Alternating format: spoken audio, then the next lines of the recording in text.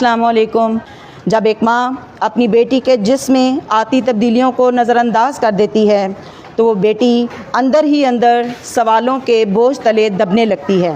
آج کل لڑکیاں 10 یا 11 سال کی عمر میں ہی جسمانی طور پر جوان ہونا شروع ہو جاتی ہیں۔ بیٹی کے دل کے سوالات جن کے جواب ماں سے چاہیے ہوتے ہیں۔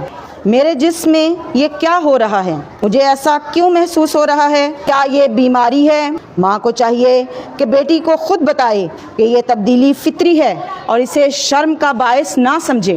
بیٹی کو وقت پر معلومات ملیں گی تو وہ خود کو محفوظ، مطمئن اور سمجھدار محسوس کرے گی۔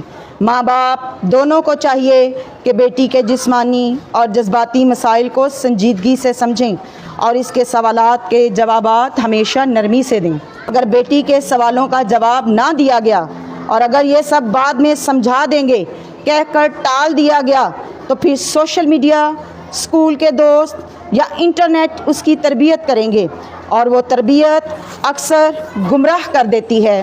آج ہی سے بیٹی کے ساتھ دوستی کریں، اسے بتائیں کہ وہ غلط نہیں، قدرت کا حصہ ہے، اسے یقین دلائیں ماں اس کی رازدار ہے، اور وقت آنے سے پہلے اسے وہ سب کچھ سکھائیں جو اسے زمانہ خود سکھانا چاہتا ہے۔